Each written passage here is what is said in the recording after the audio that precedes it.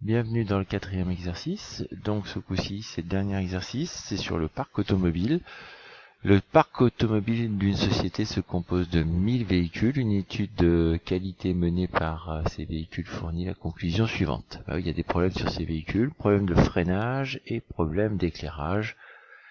Et donc, je vous propose pour changer de faire un arbre des probabilités, puis vous verrez à la fin de l'exercice, je vous aurai permis de retravailler, on va retravailler sur un tableau de proportionnalité.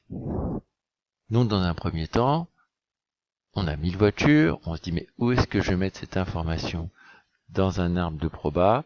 En fait, on le met nulle part cette information, dans un arbre de probabilité. Donc c'est une information que nous n'avons pas besoin pour l'instant.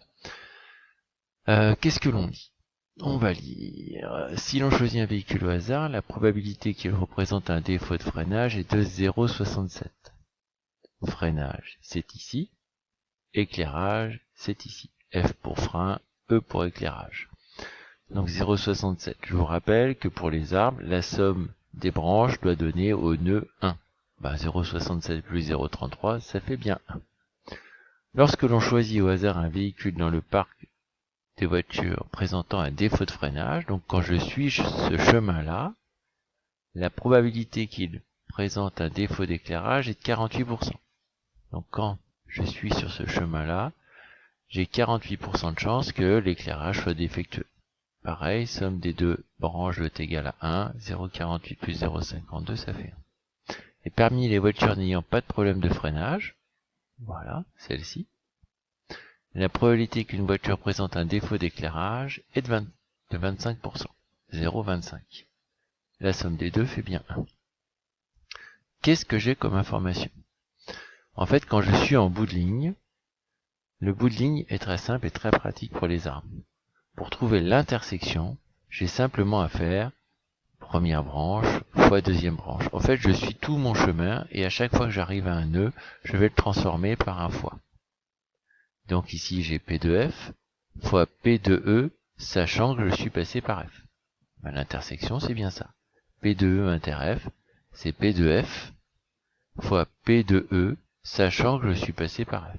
Si je voulais parler de celui-ci, ce serait P de F fois P de E bar, sachant que je suis passé par F, et ainsi de suite.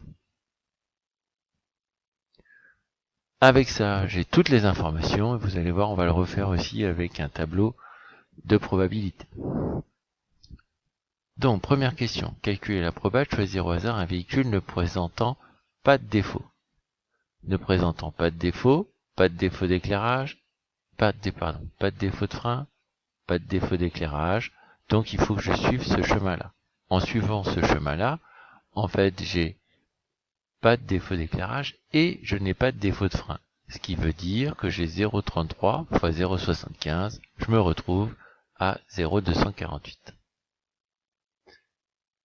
3. Calculer la probabilité de choisir au hasard un véhicule ayant un défaut de freinage et un défaut d'éclairage. Donc en fait, je vais choisir ce chemin-là.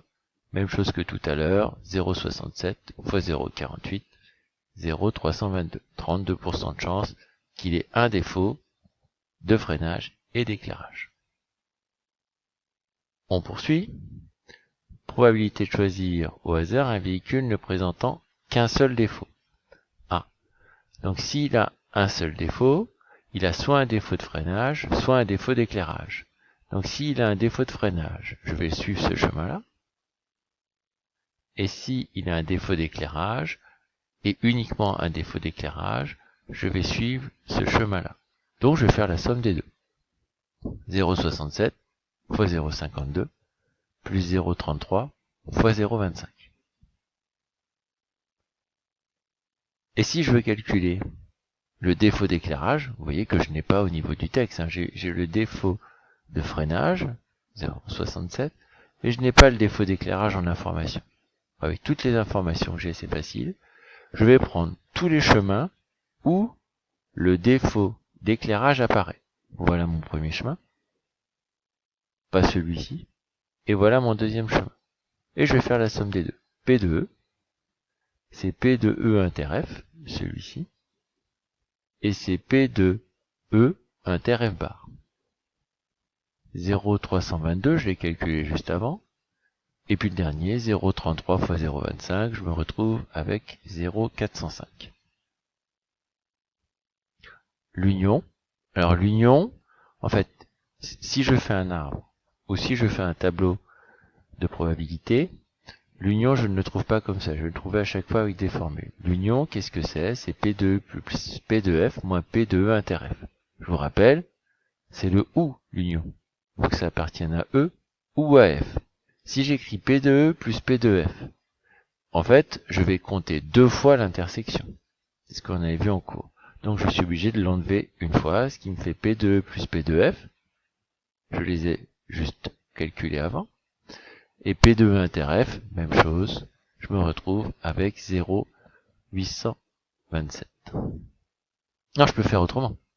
Je peux faire avec un tableau. Et là, on comprend pourquoi les 1000 véhicules sont importants. Ah oui, je me retrouve avec le frein, un défaut, pas de défaut, l'éclairage, un défaut, pas de défaut, et puis je vais utiliser justement 1000 véhicules. Les voici mes 1000 véhicules. En rouge, si l'on choisit un véhicule au hasard, la probabilité qu'il présente un défaut de freinage, 0,67. 1000 fois 0 fois 67 divisé par 100, 670. Quand je dis 0,67, c'est 67%. Pour le vert, choisir un véhicule au hasard dans le parc de véhicules présentant un défaut de freinage. La proba qu'il présente un défaut d'éclairage est de 48%. Quand je choisis parmi ces véhicules, j'ai 48% de véhicules qui ont un défaut d'éclairage. 670 fois 48 divisé par 100. Alors là, oui, vous voyez, c'est les problèmes qu'on va retrouver à travers les tableaux de probabilité, c'est qu'il faut accepter d'avoir des nombres à virgule. Pourtant, on se pose la question, comment je peux couper une voiture en deux?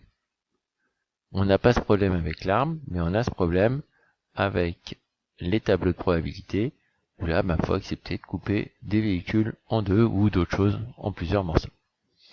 Dernière information, parmi les voitures n'ayant pas de problème de freinage, donc celle-ci, parmi les 330 voitures, 330 je vous rappelle, 1000 moins 670, 330. Parmi les 330 voitures, 25% ont un défaut d'éclairage, 330 fois 25 divisé par 100, 82,5. Je fais mes sommes, mes soustractions, je trouve les nombres en bleu. Alors après, pour trouver les résultats, l'intersection se lit ici, donc ça va aller assez vite aussi, et je vais retrouver les mêmes résultats qu'au-dessus.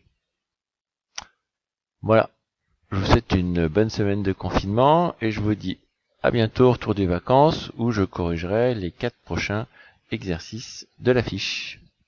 Bonnes vacances, bonne semaine.